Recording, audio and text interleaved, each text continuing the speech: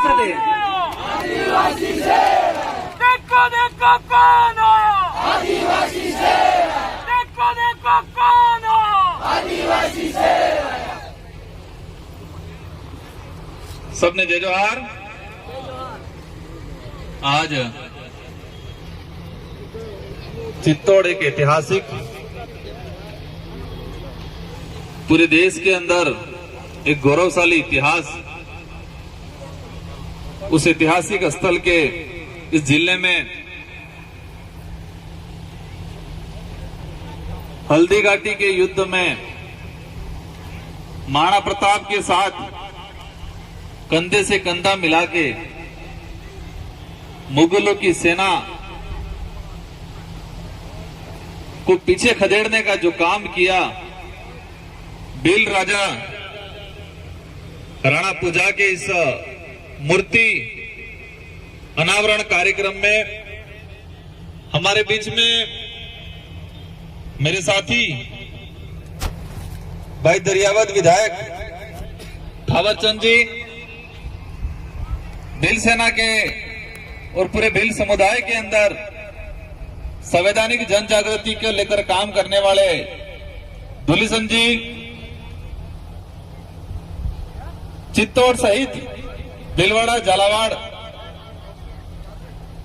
इस पूरे इलाके के अंदर भील समाज में युवाओं को जागृत करने का काम करने वाले और कड़वी कड़वी दवाई देने वाले भाई गोपाल जी, तमाम यहाँ के स्थानीय सरपंच साहब, इस पांडाल में विराजमान बड़े बुजुर्ग, युवा साथी, हमारी माताएं बहनें, और मैं देख रहा हूं कि इस पांडाल में हमारे छोटे छोटे बच्चे भी आए हैं। जो आने वाली पीढ़ी है, हमारी आने वाला भविष्य है। मैं इस कार्यक्रम में आने को लेके कंफ्यूज था। कंफ्यूज इसलिए था कि समय का अभाव था। यहाँ के स्थानीय साथी और गोपाल भाई कभी लंबे समय से चर्चा कर रहे थे कि आपको आना ही पड़ेगा। दो चार बार तो फोन पे मैंने चिल्ला भी दिया, सुबह शाम फोन कर रहे हैं, राजकुमार जी आना पड़ेगा, आना पड़ेगा। और मेरा ऑलरेडी कई कार्यक्रम था। फिर मुझे मजबूरन वो कार्यक्रम स्थगित करना पड़ा और आज आपके बीच में यहां आया। यहां आने के बाद आप सबका प्रेम, आप सबका विश्वास और आप सबके अंदर जो उम्मीद है, इन उम्मीदों ने मुझे और गंभीर बनाने का काम किया। ये कार्यक्रम सफल बनाने के लिए भील राजा राणा पूजा की मूर्ति लगाने के लिए आप सबने घर घर से अपने मेहनत का, कमाई का पैसा एकत्रित करके दिया और इस कार्यक्रम को सफल बनाया है। उसके लिए मैं आप सभी को तहे दिल से धन्यवाद देता हूं। एक बार आप सबके लिए तालियां बजा दीजिए। साथियों,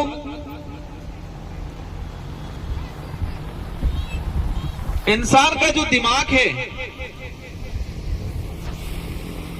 वो दिमाग विचारों से पोषित होता है। एक ऐसा हमारा जो दिमाग है, सॉफ्टवेयर उसको कहें या, वो विचारों से पोषित होता है। उसके आसपास का जो माहौल होता है, उसको परिवार में, समाज में जो विचार मिलते हैं, जो बातें मिलते हैं, जो कहानियां मिलती है, और आजकल के जमाने में सोशल मीडिया के माध्यम से, टीवी के माध्यम से, न्यूज़पेपरों के माध्यम से नई नई बातें, नई नई विचार, नए नए इतिहास जो समझने मिलते हैं, उसके अनुरूप उसके इंसान के विचार प्रकट होते हैं, उसकी मानसिकता बनती है। हमारा जो संवैधानिक जन जागृति हुई, और संवैधानिक जन जागृति, ऐतिहासिक जन जागृति में हमें कई बार विरोध झेलना पड़ा, और विरोध भी जिसके लिए हम काम करने जा रहे हैं, उसी भाइयों से विरोध झेलना पड़ा है कई बार। आपको ध्यान होगा, लगभग 6 महीने पहले मैं झालावाड़ में कार्यक्रम था। और झालावाड़ में कार्यक्रम करने गए, पहले से सुनियोजित तरीके से प्लान कर रखा था। राजकुमार रोत आता है, आने के बाद जैसे घुसता है उसको काले झंडे दिखाने हैं, जूते फेंकने हैं, पत्थर मारने हैं, प्लान कर रखा था। प्लानिंग करने वाला कौन? जो पर्दे के पीछे बैठा दूर। और उस प्लानिंग को अंजाम देने वाले कौन? हमारा कालिया। जैसे मैं मंच पे गया, विरोध पहले से बैठे हुए थे भाई, खड़े हो गए, झंडे दिखाने लगे, जो ढोकने गए उनको मारने लगे, पत्थर फेंकने लगे, जूते फेंकने लगे। मुझे गुस्सा नहीं आ रहा था, मैं अपने मन ही मन हंस रहा था। हंस इसलिए रहा था कि वो भाई मुझे उस तरह नजर आ रहे थे जिस तरह एक खिलौना वाली गाड़ी आती है ना, गाड़ी, वो चाबी यूं उड़ाते हैं, चाबी भर के छोड़ नहीं देते, तो छोड़ने के बाद फिर वो गाड़ी कुछ समय तक चलती है। तो जितनी इसके अंदर चाबी घुमा के रखी है, इतनी वो गाड़ी रनिंग करती है। खिलौना वाली सी गाड़ी आवेगी, तो मुझे वो गाड़ी नजर आ रही थी। और हुआ ही कुछ ऐसे, जब उनको हमने समझाया, कुछ भागे, पुलिस प्रशासन ने बीच में हस्तक्षेप करना पड़ा और 2 घंटे बाद वहां से रैली निकाली। तो जो भाई वहां विरोध कर रहे थे, 2 घंटे बाद रैली झालावाड़ जिला कलेक्टर लेके गए, तो उनमें से आधे जने तो सबसे ज्यादा नारे अपने लिए वही लगा रहे थे, राजकुमार रोत जिंदाबाद। जो 2 घंटे पहले मुझे गाली देना चाह रहे थे, जो मुझे पत्थर मारना चाह रहे थे, तो मैं इसलिए उस गाड़ी का उदाहरण लिया कि उस गाड़ी को चाबी भरा के छोड़ देते। तो वही चीज होता है हमारे समाज में और हमारे समाज के लोगों के साथ। चित्तौड़गढ़ जिले के अंदर सबसे ज्यादा किस समुदाय की जनसंख्या है? मैं आपसे जानना चाहूंगा, किसकी ज्यादा है? आपने बेगुनी से बात करो, अन्य की नहीं बता रहे। मैं सुन रहा था हमारे यहां समस्या है, पीड़ा है, विकास नहीं हो रहा है, ये नहीं हो रहा है। ये लोकतंत्र है और इस लोकतांत्रिक व्यवस्था को संविधान के आधार पर संचालित किया जाता है। जब देश को आजाद कराया हमारे पुरखों ने 1947 में, 1950 में संविधान बना, तो उस देश को कैसे संचालित किया जाएगा? इस देश के अंदर रहने वाले प्रत्येक वर्ग का प्रतिनिधित्व कैसे होगा? उसके लिए चुनावी प्रणाली आई और विधायक और सांसद चुनने का व्यवस्था बनी। आपके यहां से विधायक प्रत्याशी, मेरे कुछ भाई पहले कह रहे थे कि यहां पर वोटों की राजनीति नहीं करनी चाहिए। भाई दादा, मेरी विधानसभा 84 है और 84 की जनता ने 2 बार विधायक बनाया मेरे को, 2 बार। और मेरा संसदीय क्षेत्र बांसवाड़ा डूंगरपुर है, वहां की जनता ने 2.5 लाख से चुनाव जिता के भेजा है और मोदी जी भी 1.5 लाख से जीते मुश्किल से। तो चुनाव लड़ने का तो बात खत्म हो गया, हम सामाजिक उद्देश्य से आ रहे हैं 500-600 किलोमीटर दूर आप लोगों को वैचारिक रूप से मजबूत बनाने के लिए। ऊपर माल जो बंद थी कि उन्हें खुलवा बल्ले आवा।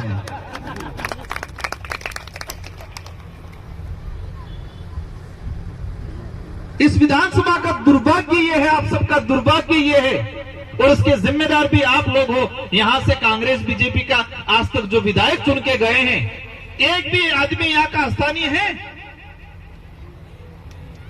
यहां का? इस पे बोले कभी आप लोग? पूर्व के कांग्रेस के थे, वर्तमान में बीजेपी के, क्या वो स्थानीय विधानसभा के नागरिक हैं?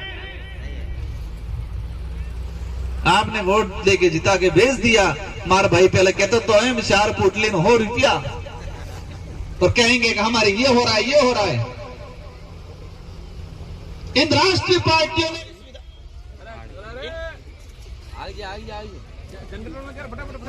इन राष्ट्रीय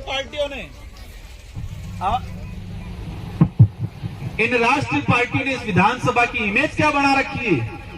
क्या इस विधानसभा से कोई भी काबिल स्थानीय आदमी नहीं है? और जो चुन के गए क्या उन्होंने इस क्षेत्र के विकास के लिए, विकास में पहली कड़ी मैं समझता हूं एजुकेशन के लिए काम किया?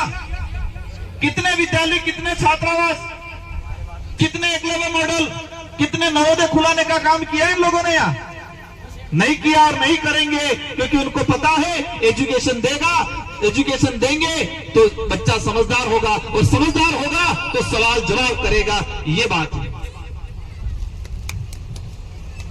अभी बात आ रही थी सोलर का, भाई की पीड़ा चलो मानता हूं, मैं सम्मान करता हूं, कदर भी करूंगा उसकी। 356 हेक्टेयर के आसपास जमीन हड़पी जा रही है, कई परिवार उससे विस्थापित होने वाले हैं। वर्षों से उस जमीन पे वहां का भील आदिवासी समुदाय खेतीबाड़ी कर रहा था, रह रहा है। लेकिन ये योजना और ये भूमि कन्वर्जन कानून कब बना? 2024 में भू रूपांतरण संशोधन अधिनियम 2024 आया। कब आया? भू रूपांतरण अधिनियम संशोधन अधिनियम 2024। 2024 में कौन था यहाँ का विधायक?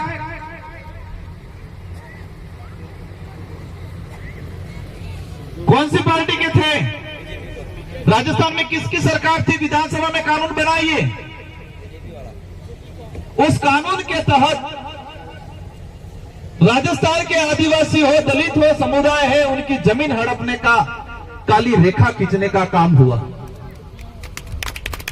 पहले ये था, ये तो बिलाना जमीन होगी, मैं खातेदारी की बात करना चाहूंगा। पहले यह था कि एसटी एससी की जमीन कोई भी अन्य वर्ग का व्यक्ति नहीं खरीद सकता है सीधा। ये कानून बना हुआ था।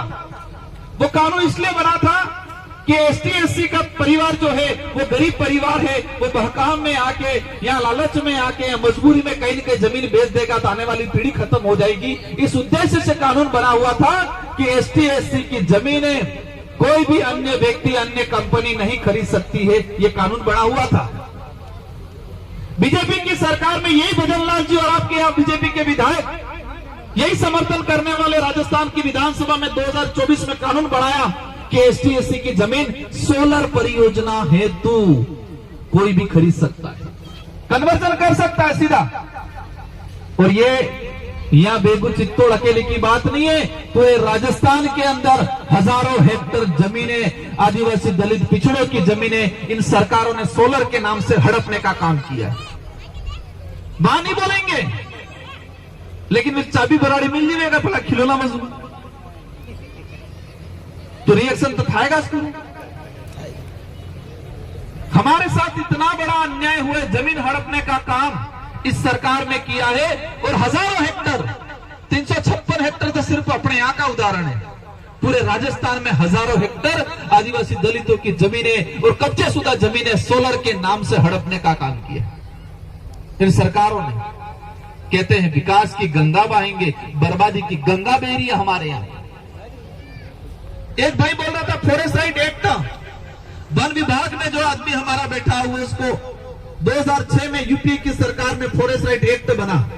2006 पूरे देश में 50 लाख आदिवासी परिवार वन विभाग की जमीन पे बैठा हुआ था, 50 लाख। और 2006 से लगा के 2016 तक सिर्फ 25 लाख आदिवासी परिवारों को पट्टा दिया गया।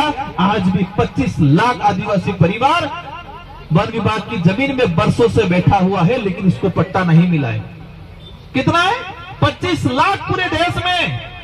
और राजस्थान के अंदर लगभग 1,60,000 के आसपास परिवार है, और हो सकता है इसमें चित्तौड़ में लगभग 700-800 हजार परिवार के आसपास हो। ये कोई छोटी मोटी या चित्तौड़ बेगू तक की समस्या नहीं है। हमको निकलना पड़ेगा बाहर, हमारी सोच बड़ी करनी पड़ेगी। आज से पहले क्या था? अभी बात निकली थी, मैं खुद मानता हूं कि हम छुआछूत का विरोध करते हैं, लेकिन हमारे ही समाज में छुआछूत है थोड़ा बहुत। कैसे है? डूंगरपुर मारूस उदाहरण ले लो, डूंगरपुर वाला दरियावत वाला नहीं घाटता पहले। मैं उन भाइयों को दोष नहीं दे रहा हूं, मैं उन चाबी भराने वालों को दोष दे रहा हूं जो हमारे समाज के लोगों को खिलौना बना के चाबी भर के छोड़ दिया। हमारे इधर के लोगों ने वल्लभनगर छोटी सादड़ी इलाके के हम तो रावत हैं यूं करके रावत लगा के, आधे तो ओबीसी में चले गए। यहां पर भी चल रहा होगा, कई जगह देखता हूं, कोई कहता नहीं हम तो राणा बिल है, ना कोई कहता हम तो ठाकुर बिल है बीमारियां। किसने डाली बीमारी? उस बीमारी को खींचा किसने? ये भी चलता है, मैं देखता हूं उधर भिलवाड़ा, उधर भी कोई कहता नहीं हम तो राणा बिल हैं, वो तो ठाकुर बिल है। तो ठाकुर बिल कहते हम तो ऊंचे हैं, ठाकुर बिल है, वो तो नीचे है, राणा बिल है। हमारे अंदर छुआछूत, हमारे अंदर उच्च नीच, और कह रहे हैं कि हम भील समाज का उद्धार करेंगे। पहले सोच बदलनी पड़ेगी, अपना तो जगाना पड़ेगा। मेरे लिए भी चल रहा था, सुना था कि राजकुमार हो तो डूंगरपुर बांसवाड़ा का बिल है। अरे भाई दादा, हमारे पुरखों भी इस चित्तौड़ के किले से गए हैं। हम पूरे देश के आदिवासी को एकजुट करने की बात कर रहे हैं, और हम यहाँ कोटा, यहाँ चित्तौड़, यहाँ डूंगरपुर में सिमटे हुए लग रहे हैं। दलीप चंद जी ने बात रखी थी, मैं इनकी बात का समर्थन करता हूं, लेकिन जब वर्गीकरण का सुप्रीम कोर्ट ने जजमेंट जारी किया, वर्गीकरण के साथ ही सुप्रीम कोर्ट ने कहा था कि क्रिमिलियर वर्गीकरण यह था कि एसटी के अंदर वर्गीकरण होना चाहिए। और मैं इस मंच से आपको बताना चाहूंगा, आरक्षण 3 प्रकार का, मुख्य रूप से 2 प्रकार का, एक प्रशासनिक सेवा का और एक शासन में। प्रशासनिक मतलब नौकरियों में चपरासी से लगा के आईएएस तक का, और शासन में बाढ़पन से लगा के सांसद तक का रिजर्वेशन। जैसे कि मैं रिजर्वेशन से जीत के आता हूं, तो शासन का रिजर्वेशन और प्रशासन का रिजर्वेशन। अब प्रशासनिक रिजर्वेशन के आरक्षण की बात करते हैं तो सेंट्रल का 7%, राज्य का 12.5-13%, और फिर हमारे शेड्यूल एरिया का अनुच्छेद 242 के तहत 242 के तहत जो मिलता है 5वीं अनुसूची, और इस सहरिया वाला। तो सुप्रीम कोर्ट ने कहा कि देश में वर्गीकरण होना चाहिए, क्योंकि एसटी के अंदर हो सकता है एक ही जाति के लोगों ने या एक ही समूह के लोगों ने अधिक लाभ ले लिया है, अन्य समुदाय पिछड़ा रहा है। बिल्कुल सही बात है, मानते हैं इस बात को। एससी के अंदर भी हो सकता है किसी एक ही समुदाय ने रिजर्वेशन का लाभ ले लिया है, अन्य एससी के अंदर कई समूह जो वंचित रह गए। हमने उस समय और फिर कहा क्रिमिलियर कि जो एसटी एससी का बंदा एक बार नौकरी लग गया, उसके परिवार को दोबारा रिजर्वेशन नहीं मिलना चाहिए। मतलब मैं चपरासी बन गया या मैं टीचर बन गया, आप टीचर बन गए, आप पुलिस वाले बन गए थे, आपके बच्चों को नहीं मिलना चाहिए। उसको क्या बोल रही है? क्रिमिलियर। आईएएस की तैयारी कौन करेगा? आईएएस की कोचिंग किसको कराएंगे? क्या मजदूरी कर रहा है वो भाई बेचारा क्या कर पाएगा? वो कोशिश करेगा अपने बच्चे को टीचर बनाने के लिए, वो कोशिश करेगा अपने बच्चों को पुलिस बनाने के लिए, और हमारी पहली पीढ़ी बनेगी कर्मचारी 2nd ग्रेड तक की, और फिर वो कोशिश करेगा अपने बच्चे को कलेक्टर बनाने के लिए। एक बार जो छोटा मोटा मिल गया वो बाहर हो गया। तो जब आरक्षण पे कुटाराघात होगा तो लड़ेगा कौन? क्योंकि जिसको लग गया कि मेरे को तो मिल गया, अब मेरी पीढ़ी को तो मिलने वाला है नहीं, तो मैं क्यों लड़ूं? और जो जिसको लड़ना है बेचारे को पता ही नहीं है, जंगल में बैठा हुआ, पहाड़ों में बैठा हुआ है।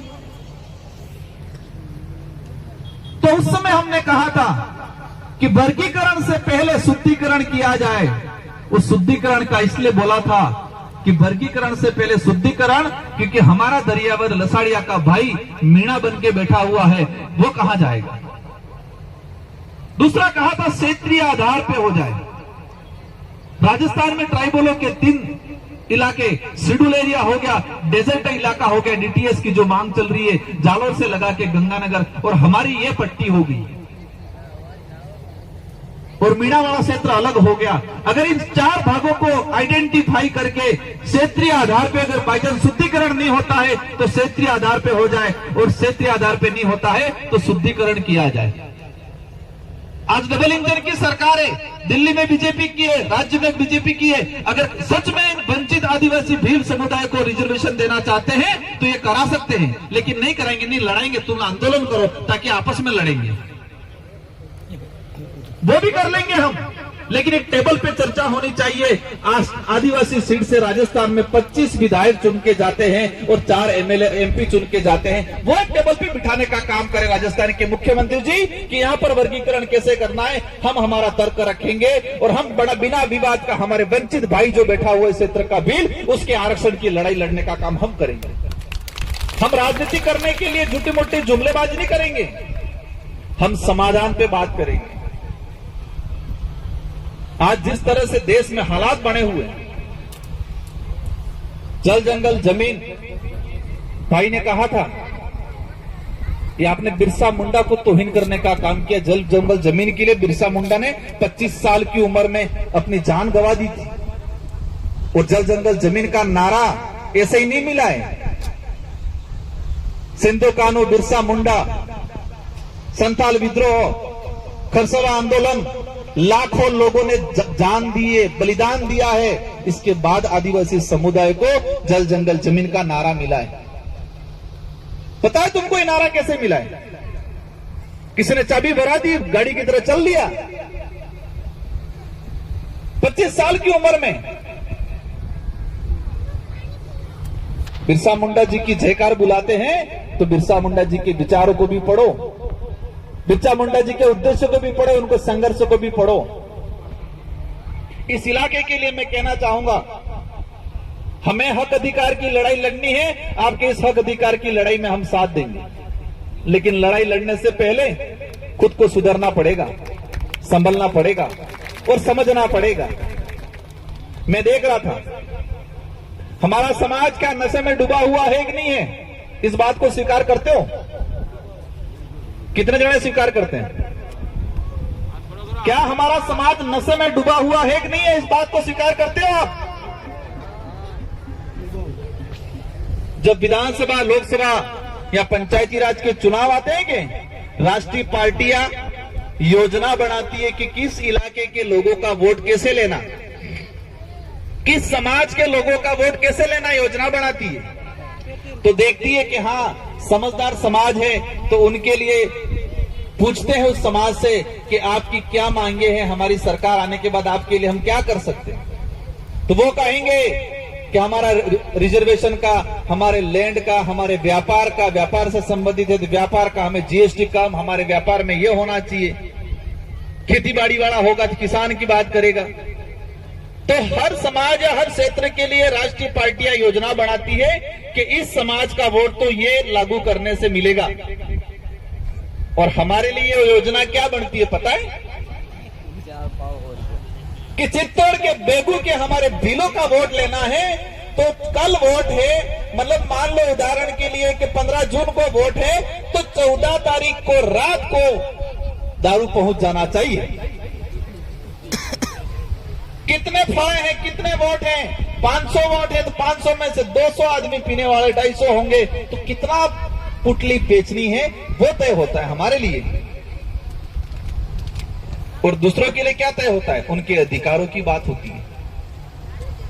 हमारी वैल्यू हम तय कर रहे हैं ऐसी, इस पे सुधारा करना पड़ेगा और ये काम करके दिखाया, कोई बड़ी बात नहीं है। हमारे 84 और डूंगरपुर बांसवाड़ा की जनता ने, इन राष्ट्रीय पार्टी ने लाखों करोड़ों का दारू बांटा लेकिन स्वीकार नहीं किया, कहा लग जाओ लेकिन पिएंगे नहीं। हम कौन लोग हैं? इस धरती के मूल बीज सिंधु घाटी सभ्यता के वंशज है, हड़प्पा मोहनजोदड़ो के वंशज है। उतना दूर नहीं जाए। आज देश में सबसे ज्यादा महान महाराणा प्रताप को माना जाता है और महाराणा प्रताप को इसलिए माना जाता है कि मुगलों की सेना के सामने उन्होंने घुटने नहीं टेके थे, वो लड़े थे। और वो लड़े किस लिए थे? क्या था उनके साथ? महाराणा प्रताप के पास कौन सी ताकत थी? महाराणा प्रताप के 2 भाई थे, शक्ति सिंह और जगमाल। महाराणा प्रताप के सगे भाई भी इनके साथ नहीं थे, वो भी मान सिंह के साथ चले गए थे। लेकिन महाराणा प्रताप के साथ भीलों की सेना थी। महाराणा प्रताप जब प्रवास करते थे जंगलों में, जहां रात रुकते थे तो 4 प्रहरों में चौकीदारी के लिए सिपाही खड़े करके रखते थे। 4 प्रहर, उत्तर, पश्चिम, दक्षिण, पूरब। खड़े रहते थे। तो कौन खड़ा रहता था पता है? 3 प्रहरों में भील खड़े रहते थे और 1 प्रहर में मात्र चुंडावत राजपूत खड़े रहते थे। मतलब 3 दिशाओं की जिम्मेदारी महाराणा प्रताप किसको देते थे? भीलों को, और 1 दिशाओं की मात्र चुंडावत राजपूत को देते थे। इतना विश्वास करते थे। भोजन लेके जाते थे, वीर विनोद में हम पढ़ते हैं तो टेस्ट होता था भोजन, लेकिन जहां भी प्रवास के दौरान भील के घर से खाना आता था तो उसका टेस्ट नहीं होता था, इसकी जांच नहीं होती थी।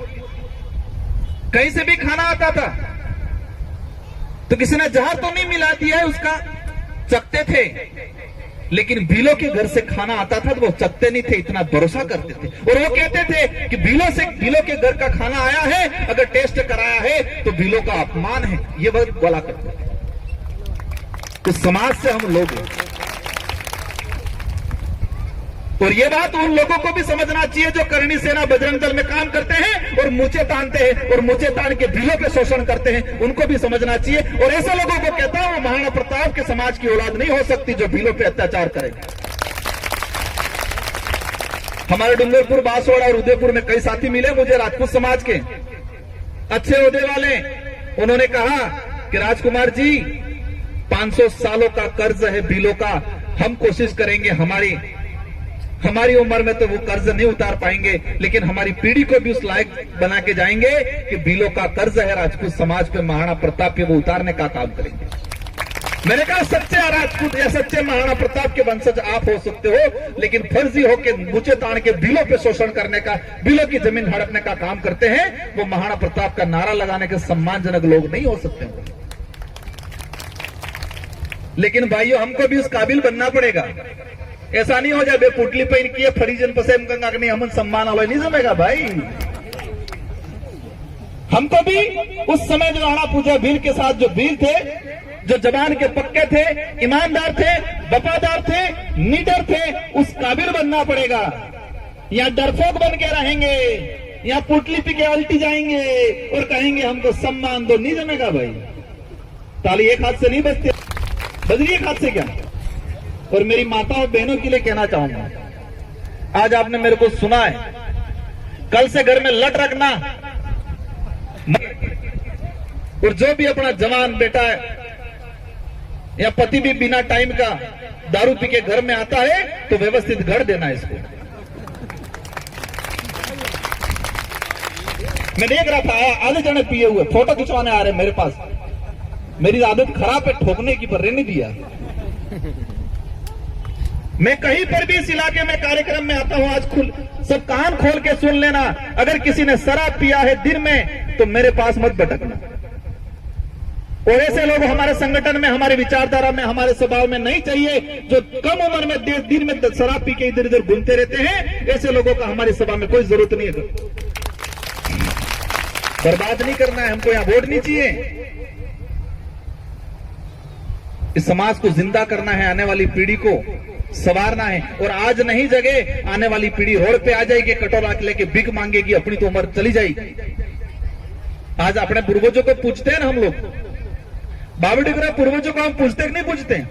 अगरबत्ती दिया करते कि नहीं करते? क्यों करते अगरबत्ती दिया?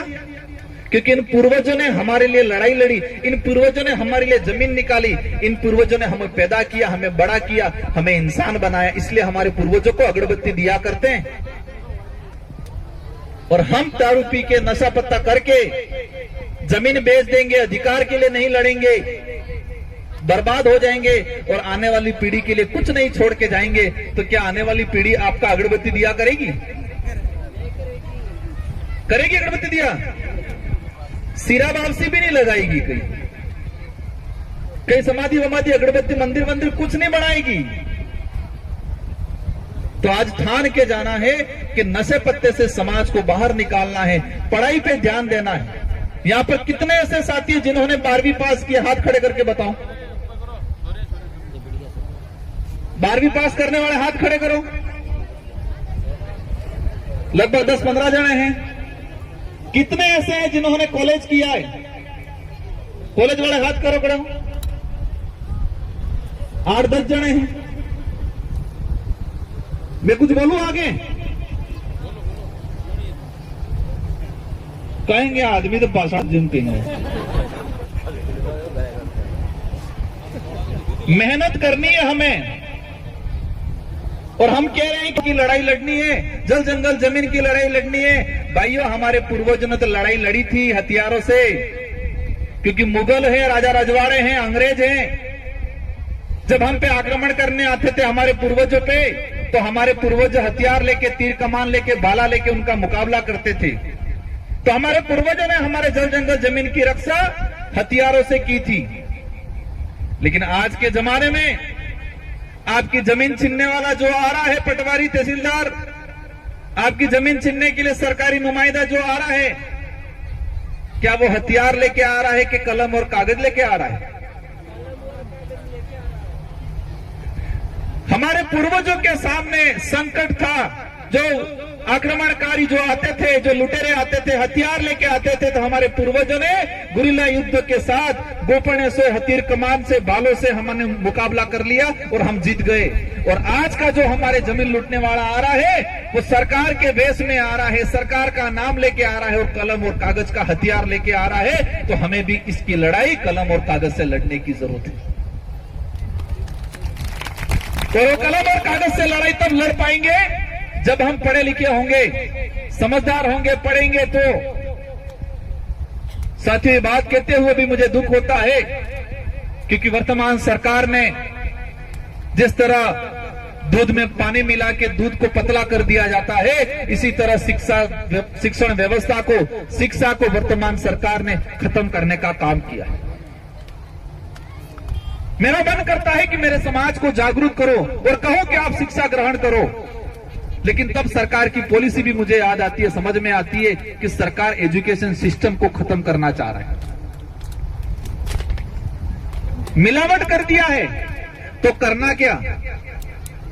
करना कि हमें तय करना है कि ओरिजिनल दूध कौन सा है और मिलावट कौन सा है। इसी तरह हमें अच्छी शिक्षा कौन सी है, अच्छी किताबें कौन सी है, क्योंकि मानसिक गुलाम बनाने वाली किताबें ज्यादा आ रही है मानसिक रूप से। और आप देख सकते हो ताजा उदाहरण, जब 2011-12 में 53 रुपया पेट्रोल हुआ करता था और 25 पैसा या 1 रुपया बढ़ जाता था, तो हाहाकार मच जाता था। और आज अभी एक महीने के अंदर 15 से 20 रुपया बढ़ गया, लेकिन कहीं कुछ नहीं हुआ। कह रहे देश आगे बढ़ रहा है, बहुत कुछ हो रहा है। ये लड़ाई कई बार कहते हैं कि राजकुमार जी कांग्रेस का वोट काट रहे हैं, कोई कहता है बीजेपी का वोट काट रहे हैं। हम किसी का वोट नहीं काट रहे हैं, आप देश को काट रहे हो, उसको बचाने का काम हम कर रहे हैं। हमारे समाज को आप मार रहे हो, उसको बचाने का हम कर रहे हैं।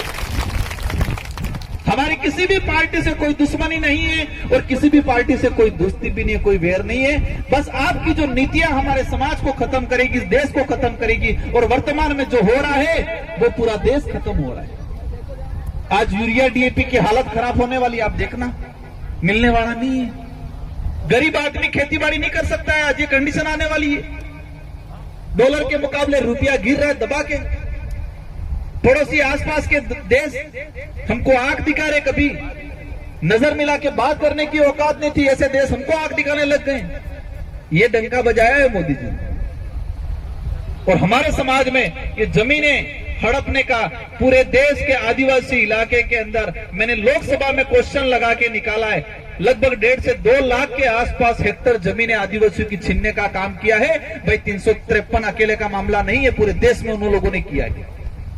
तो हमको हार मान के बैठना भी नहीं है। और ये सोलर वाले मामले में हमारे भाई ने जो बात रखी है, उसके लिए सबसे पहले जो प्रभावित साथी है वो जाग जाए, और वो जागने के बाद पड़ोसी साथी आप मदद करना है। और हमारे विधायक साथी विधानसभा में इस बात को लेकर लड़ेंगे, और हम लोग भी जरूरत पड़ेगी आपके बीच में आएंगे, लेकिन आपके अंदर पहली ताकत मजबूती होनी चाहिए। हमने वो दृश्य भी देखा है, हसदेव अभ्यारण्य हम गए हमारे भाइयों के लिए, तो आधे टाइट होके हमारे लिए तैयार हो गए हमको कूटने के लिए। ये दुर्दशा है हमारे इलाके। इस मंच से समय होने आ गया है। मेरे सारे साथियों को, सारे भाइयों को मैं समझ रहा हूं कि बातें कड़वी लगी होगी। नशे को लेके बोला, जो 40-50 साल 50-60 साल का उम्र दराज आदमी है, अगर वो काम कर रहे हैं दिन में, शाम के टाइम कुछ ले रहा है, थोड़ा बहुत तो चल जाएगा, लेकिन 15-16 साल का 20 साल का बच्चा अगर कोई नशा कर रहा है तो वो खत्म हो जाएगा। तो उसको हम बंद कराना चाहते हैं। विमल गुटखा, सबसे अधिक विमल गुटखा आदिवासी इलाके में बिक रहा है। विमल के नहीं कहते क्या, दाने दाने में केसर का दम है। मैं मेरे क्षेत्र में क्या बोलता हूं पता है, जो विमल खाते हैं उनके लिए क्या कहता हूं कि दाने दाने में केसर का दम है, तो विमल खा के थूको मत, पास में थैली रखो, उसी थैली में थूको। और क्योंकि दाने दाने में केसर का दम है, और उसी थैली से शाम को रोटी बनाते उसमें उसी से रोटी बनाओ, क्योंकि दाने दाने में केसर का दम है। इस दम को थूक क्यों रहे हो? देख रहा हूं कौन खाता है। क्या दूसरे समाज के लोग, दूसरे समाज की महिलाएं, दूसरे समाज के बच्चे विमल खाते हैं ना? अपने तो अलावी दाने दाने में केसर का दम है। और जिसको लगता है कि दाने दाने में केसर का दम है, विमल खा के थूकना मत, पास में थैली रखना, उसी थैली में थूकना, और शाम को ले जाके उसी से आटा बांधना, रोटी बनाना, खुद भी खाना, घर वालों सबको खिलाना। सुधरना पड़ेगा हमको। दूसरों को गालियां देना आसान है, दूसरों की लाइनें कम करने के बेहतर हम हमारी लाइन बड़ी करें। एजुकेशन पे ध्यान देना है, हेल्थ पे ध्यान देना है, नशे पत्ते से दूर रहना है, अधिकारों की लड़ाई लड़ने के लिए तैयार रहना है। और मैं आप सबसे अनुरोध करना चाहूंगा, मैं लड़ने नहीं आने वाला हूं यहां भाई, आप में से कोई लड़ेगा। और चित्तौड़ जिले, झालावाड़ जिला, भीलवाड़ा, बूंदी, इन सारे जिलों में सबसे ज्यादा संख्या भीलों की है, लेकिन भीलों का एक भी प्रतिनिधित्व नहीं गया है विधानसभा में। तो आपकी बात कौन उठाएगा? और अब ठान लो, एक नारा लगाना है, चित्तौड़ से लगा के भीलवाड़ा, झालावाड़, कोटा, बूंदी तक, कि भीलों ने बहुत तुम्हारा अत्याचार सह लिया, तुमने बेवकूफ बना लिया, हमने, हमारे लोग बेचारे भोले रह गए, मान भी लिया, लेकिन अब सहने वाला नहीं है। ये वो भील है जो महाराणा प्रताप के साथ कंधे से कंधा मिला के लड़ा था और गुरिल्ला युद्ध में उन मुगलों की सेना, मान सिंह की सेना को भगाया था। अब वो समझ चुका है और अब कलम और कागज से लड़ेगा, दिमाग से लड़ेगा। और यही राष्ट्रीय पार्टियों को सबक सिखाएंगे। अगर वो नहीं देते हमारे लोगों को प्रतिनिधित्व, तो हमारे यहाँ के लोग, आप में से ही, मैं नहीं कहूंगा कौन, लेकिन यहाँ का प्रतिनिधित्व विधानसभा में जाने की सख्त जरूरत है, अगर आप सच में अपनी समस्या का समाधान चाहते हैं। साबित करना है कि इस इलाके में हम लोग रहते हैं और रहते हैं, जिंदा है, और जिंदा के साथ हमारा जमीन भी जिंदा है। ये एहसास कराना पड़ेगा, ये परिचय देना पड़ेगा। साथियों, चमत्कार कोई नमस्कार होता है। बे पुटली पई ने ममरी खाई ने हुई जो पसे में नमस्कार नहीं खाएगा। इसलिए ये लड़ाई मेरे अकेले की नहीं है। आज आप आए हो, आज ठान के जाओ, आपके परिवार में, अपने घर में, अपने समाज में, अपने कुटुंब में एक एक बात का प्रचार होगा। और हम सब अपने अधिकारों के लिए, दूसरों की लड़ाई, पार्टियों की लड़ाई लड़ने से बेहतर है समाज की लड़ाई लड़नी। धर्मों की लड़ाई लड़ने से बेहतर है कि समाज के अधिकारों के, संविधान की लड़ाई लड़िए। और संविधान से बड़ा ग्रंथ नहीं है हमारे लिए। सबसे बड़ा धर्म क्या है हमारा? संविधान नहीं होता, हमें कुछ नहीं मिलता, बैठने लायक की जगह नहीं मिलती। आज अधिकारों को समझना है, प्रतिनिधित्व के लिए लड़ना है। इसलिए इन्हीं शब्दों के साथ आप सबको धन्यवाद। आप सबने मेरी बात को सुना, समझा।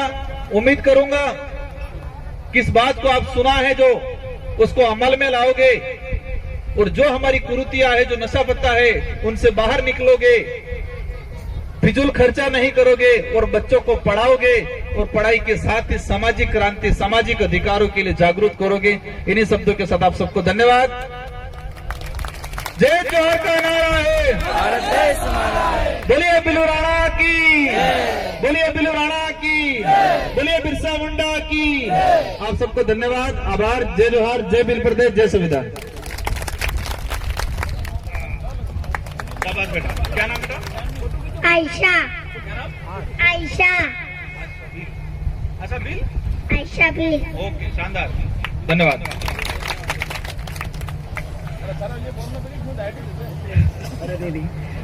बहुत बढ़िया बात की सांसद साहब ने कि भाई शिक्षा जरूरी है। और एक बात और की कि भाई नशो, तो नशा के लिए मैं कीधूं कि 17 मार्च वो लास्ट दिन तो जनधन में नशो की होएगा। वी के बाद 18 मार्च थी, चैत्र नवरात्रि थी, तो 9 दिन तक वो भूखो रहो और दारू तो छोड़ियो, गेहूं भी छोड़ दी दो, गेहूं को आटो खानो। तो यह चीज है